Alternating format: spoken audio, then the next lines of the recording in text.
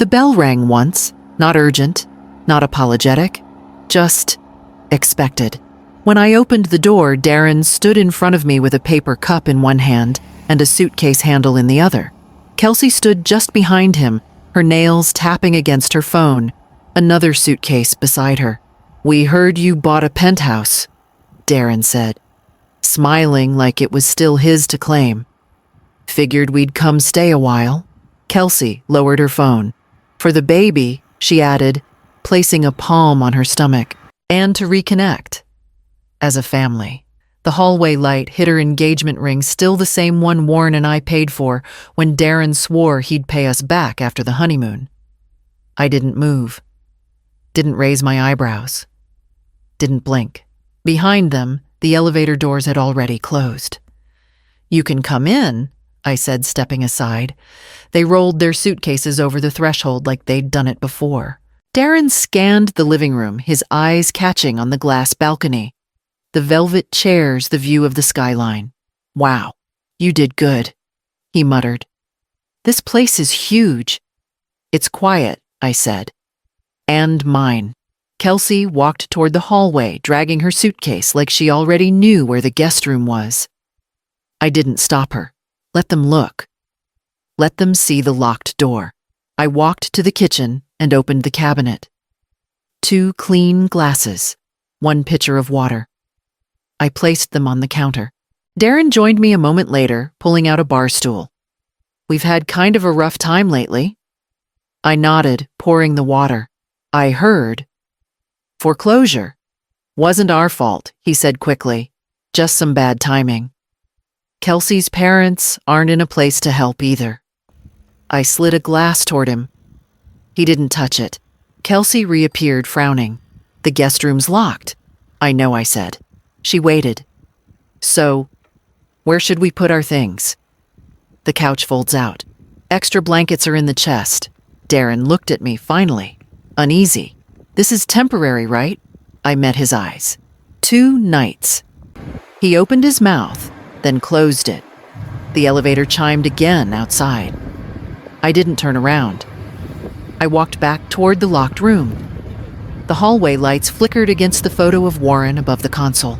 Some ghosts deserve the best view. Tomorrow I'd remind them why they were never invited. 2 years ago, the house smelled like fresh paint and candle wax. The room they gave me was small and pink, the walls bare except for a shelf shaped like a cloud.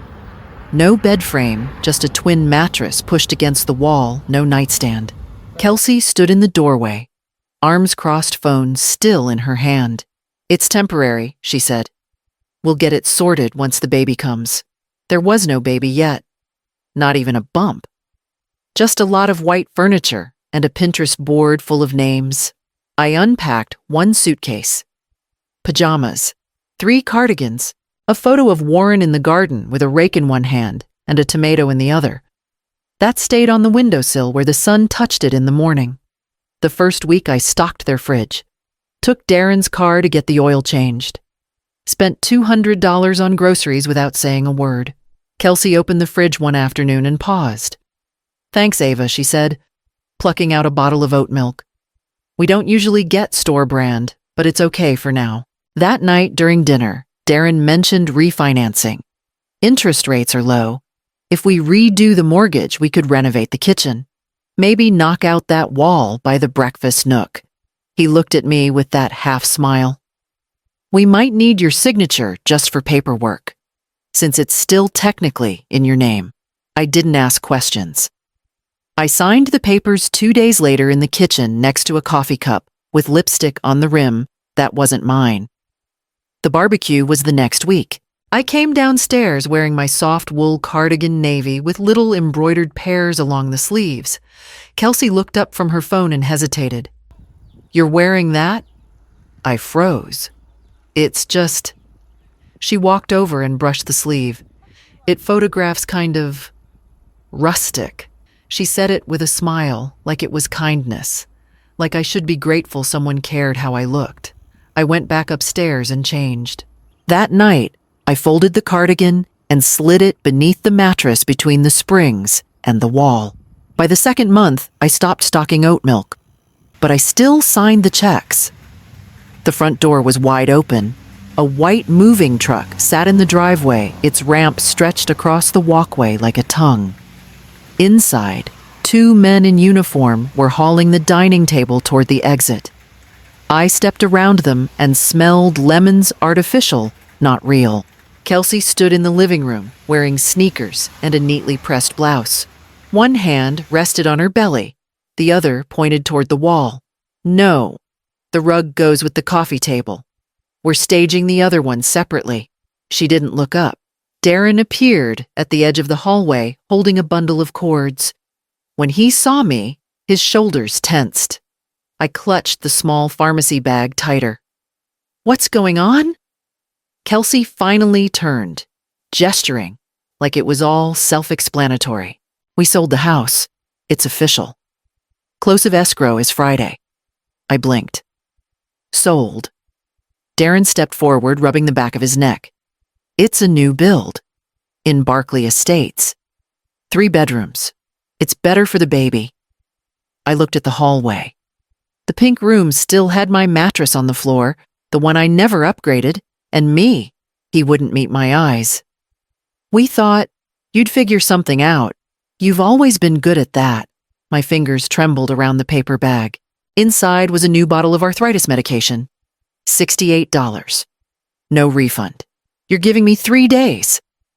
Kelsey smiled like she was being generous. "There's no rush. We won't change the locks until Sunday." I didn't speak, just nodded. In the pink room, I packed slowly. 1 suitcase, my pension card, Warren's shaving kit, the photo from the sill. I found the navy cardigan folded beneath the mattress. Still smelled faintly of cloves and dust. That night, I left while they were out to dinner with Kelsey's parents. The house was half empty, a ghost shell of the place I paid to furnish. The hallways echoed. I didn't leave a note, not even a sentence. The last thing I touched was the light switch in the foyer. I clicked it off. The hallway dimmed behind me as I closed the door. Outside, the streetlights hummed. I turned right and walked 3 blocks toward the flower shop. The apartment wasn't listed anywhere. Mavis simply unlocked the stairwell behind the register and asked if I minded a slanted ceiling and bad insulation. The space was small, 10 steps from stove to window linoleum that curled at the edges, a clawfoot tub with no curtain, but it was clean, and it didn't belong to anyone who owed me politeness, but not kindness. $600 in cash. Month to month. No lease, Mavis said, brushing lint from her apron, but no nonsense either. I started sweeping the shop each morning before sunrise. The tulips came in Thursdays. I learned to cut the stems at an angle and change the water daily. Mavis's grandson Eli came in on weekends with a backpack full of math worksheets. I helped him with fractions in the back while Mavis worked the front. He paid attention when I used recipes to explain ratios. 2 cups flour, 1 egg, half a stick of butter. Every Tuesday at 10 a.m. I walked 3 blocks to the credit union with an envelope in my coat. Inside was whatever I could spare, $40, sometimes $50. I deposited it into an account under a company name I created, Quiet Light Holdings. No one asked what the company did. No one needed to. The nights were cold. I layered my socks and slept with a heating pad I found on sale. But I slept deeply for the first time in months. One evening, I sat at the little kitchen table with a street zoning map spread beneath my hands. I traced the borderlines of old commercial lots with a pen cap. Mavis appeared in the doorway, holding 2 mugs. Planning a heist. Her smile was gentle. "Just reading," I murmured. She placed a mug beside me and leaned over the map. "You looking for a new place?" "Not yet." She didn't press. She turned to leave, then paused. "If you ever need help with city records or old tax rolls, let me know." My brother worked zoning back in the 90s, knew all the loopholes. I watched her disappear down the hall, steam curling from her mug. The pen in my hand didn't shake. Not anymore. The envelope came on a Tuesday. cream-colored, heavier than junk mail. No return address, just my name in a steady, careful hand. I recognized it before I opened it. Warren's lawyer, Matthew Langston, had handled our will when we downsized. He used to joke about retiring early, but always stayed just one more year. Inside was a letter, 2 notarized attachments, and a folded copy of a deed. I sat at the kitchen table, pushed Eli's forgotten flashcards aside, and read each line twice. In 1997, Warren had quietly purchased 2 parcels of industrial land in West Charlotte old warehouse lots near the train line zoned commercial, but left untouched. He used a holding entity called Emberjack Development. The deeds had sat dormant for decades. No mortgage, no co-signers. Nothing tying them to Darren or me. The second page was newer.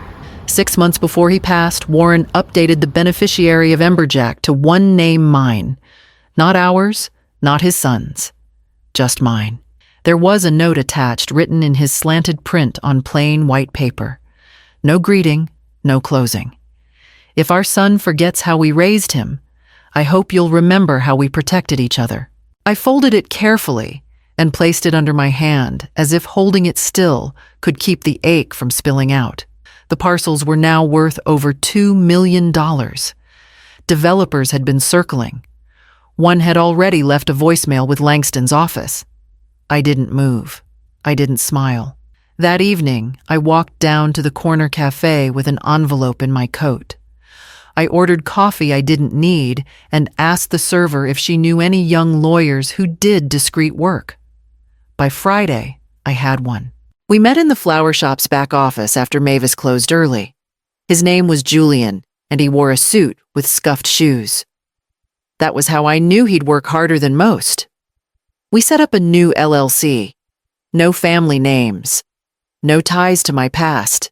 He asked if I wanted to start purchasing. I shook my head. Not yet. The revenge would come later. For now, I was building the silence that would hold it. The penthouse sat on the top floor of a new build in South End, just above a juice bar and a vegan salon. It had high ceilings, floor-to-ceiling windows, and light that shifted golden by late afternoon. I bought it through the LLC. No mortgage, no loans. Paid in full with the proceeds from parcel lot 2. Julian handled everything quietly. The building manager thought I was someone's assistant. I didn't correct her. For 3 months, I didn't move in. I went on Tuesdays after banking and on Thursdays after tulips. I brought paint cans, drop cloths, and a folding chair. The walls had been stark white.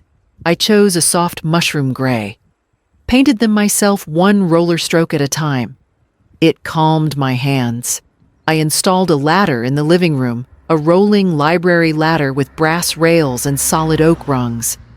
I'd always wanted one, but never had enough books or space. Now I had both. The kitchen took the longest. I stocked it slowly. Copper pans, cast iron, a marble mortar and pestle I found at an estate sale. I lined the drawers with velvet and sharpened every knife by hand. The bedroom stayed simple. Linen sheets. A quilt my mother made in 1963, washed and folded at the foot of the bed. The first thing I hung was the photo of Warren. The one from our 35th anniversary, he's laughing tie, loosened his hand curled behind my back. I mounted it above the hallway console, where the light hit it just before sundown. No one knew where I was, except Mavis Eli and 2 retired nurses who met me for tea every Sunday. We drank Earl Grey in stoneware mugs, talked about nothing important, and listened to the hum of the street below. Eli helped me set up Wi-Fi. Mavis brought me a rug she'd kept from her first apartment. The nurses brought fig jam and gossip. I never mentioned Darren or Kelsey. Not once. The penthouse wasn't a reward. It was a return. By the 4th Sunday, the light through the windows felt familiar. I set the table for 5 and warmed a pear tart. Next time they came to find me, I'd be ready. The doorbell rang at 10:12 a.m. on a Tuesday. I hadn't buzzed anyone up. When I opened the door, Darren stood there with a duffel bag over his shoulder and a cardboard box balanced on his hip. Kelsey was behind him, arms folded over her pregnant belly lips, tight eyes scanning the hallway like she was checking for cameras. "We heard you bought something," she said, voice brittle. "Something big." Darren forced a laugh. "Wasn't hard to track down. Charlotte real estate news is public. Took a little digging, but here we are." The box slipped slightly in his grip. He adjusted it. Kelsey stepped forward. "Our house deal collapsed. The builder pulled out last minute. And my parents, well, they're dealing with some things. I didn't ask what things." I looked at the hallway behind them. Empty. No luggage beyond the box and duffel. Just desperation thinly disguised as optimism. "You can come in," I said, stepping aside. They entered slowly, their eyes darting around. Darren took in the vaulted ceilings, the sunlight on the hardwood floors, the scent of baked apples from the tart. I had cooling on the counter. "This is incredible." He reached out to touch the banister that led to the loft library. Kelsey's gaze landed on the copper pans hanging above the stove. "You really did all this alone?" I nodded. She lowered her bag. "We figured it'd be easier if we came here, just until the baby's born. You have the space. We're family." I pointed toward the living room. 2 thick floor pillows sat beside the window, a folded quilt stacked neatly nearby. "You'll sleep there. 2 nights, no mail, no guests, no complaints." Darren looked up sharply. "We were hoping for the guest room. The guest room is locked." Kelsey narrowed her eyes. "You'd really make your own son sleep on the floor." I walked past them, picked up the tart from the counter, and placed it on the side table to cool. After 2 nights, I said, "You'll leave the way you came in silence, and without claiming what doesn't belong to you." They said nothing. The tart steamed gently in the quiet. The sound of the orange juicer broke the quiet first. Kelsey was already in the kitchen peeling clementines and piling the rinds too neatly beside the sink. She wore one of my cardigans, thin cashmere camel-colored sleeves pushed up. I made toast. Darren poured himself coffee without asking. The only 3 chairs were already taken, so I placed 2 glasses on the kitchen island, then stood across from them. Kelsey took a bite of toast and dabbed her mouth with a napkin. "We're family. This is what family does." I set down the butter knife and looked at her hands. Manicured, trembling slightly. "Family," I said slowly, "is what you remember when you're asking, not when you're offering." She blinked. Darren shifted in his seat. After breakfast, I wiped down the counter while they lingered near the windows. Darren wandered down the hallway, stopping at the photo hung above the console. Warren, mid-laugh, tie-crooked sun in his hair. My hand on his chest. Darren tilted his head. He always liked things simple. I didn't turn around. He also liked honesty. His silence lingered long enough for me to hear the clock tick. I dried the cutting board and leaned it against the backsplash. "I remember the cardigan," I said, not facing them. "The one you said looked too rustic for your barbecue. I folded it under the mattress that night. It's still there." Kelsey made a sound between a scoff and a breath. That wasn't personal, but I was. I turned, drying my hands with a clean towel. "You staged a moving day while I was at the pharmacy. You gave away my bedroom to a child that hadn't even arrived. You handed me 3 days' notice and called it kindness." Kelsey lowered her eyes. "And the papers I signed? No explanation. Just a signature you both needed. For renovations." Darren finally spoke. "We didn't mean to push you out." "You didn't push," I said. "You erased." No one moved for a long time. I took the tart from the fridge and sliced it carefully, placing one piece on a ceramic plate and carrying it to the table I had rebuilt myself. That table had seen 3 apartments, 2 hurricanes, and one wedding cake. Now, it would see them learn. The note was short, printed centered on plain white paper. No signature. You have until noon. Please leave the keys in the tray. I left it on the kitchen counter between the fruit bowl and the folded dish towel. There was no need to say more. By 10, Kelsey was pacing near the window, arms wrapped tightly around her belly. Darren sat slouched on the couch cushions they'd used as a bed hair unbrushed thumb, tapping at his phone screen without purpose. No one touched breakfast. At 11:30, I placed 2 brown paper bags near the door. Each had a sandwich, an apple, and a bottle of water. Nothing fancy, but enough to say I wasn't cruel, only done. Darren stood first. His shoulders were rounded forward, spine not quite straight. He reached for the strap of his duffel bag, then stopped. Can we talk? I opened the door. You already did. He hesitated, eyes darting to the photo in the hallway, Warren's photo steady as ever. Kelsey finally moved.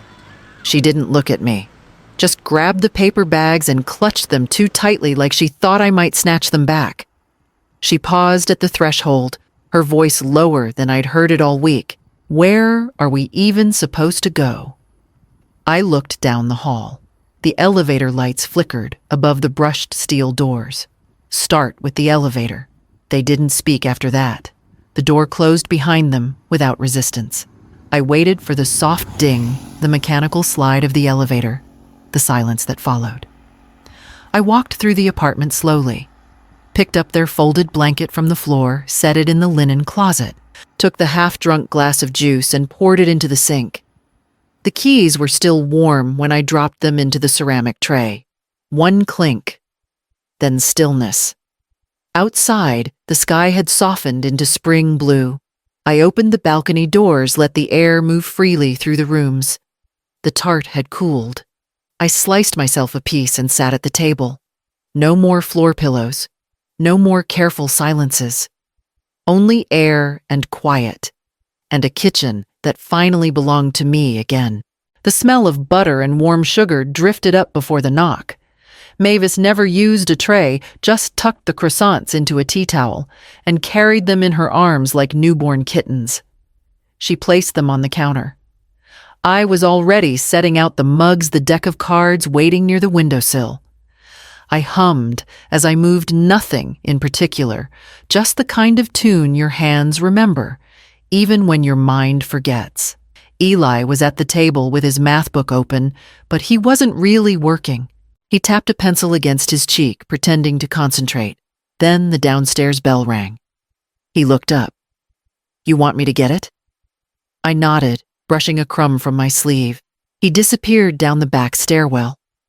Mavis poured the coffee. A minute passed. Then Eli's footsteps came back slower this time. He hesitated in the doorway. There's a man who says he's your son. My hands didn't shake. I walked down with purpose, each step quiet against the painted wood. Darren stood in the vestibule, shoulders, slouched hair longer than before. His shoes were scuffed. There was a smudge on his collar. He looked like someone who had recently been told the truth and believed it. I got a job, he said. Entry-level, warehouse. But it's real. Pays weekly. I studied his face. The bravado was gone. So was the need to explain. I wanted you to know, he added. I opened the door halfway. The glass filtered the light into soft squares across the floor. I'm glad you're working. His mouth twitched, trying to decide whether to smile or not. Can I come in? I didn't raise my voice. I didn't flinch. Not today, I said. But thanks for ringing the bell this time. His eyes dropped. He nodded. Once stepped back into the afternoon sun and let the door close gently behind him. Upstairs, Mavis was already shuffling the cards. I slid into the seat across from her, poured the coffee, and dealt the first hand. Outside, the light hit the copper pans just right. What does peace look like? It looks like this and nothing else.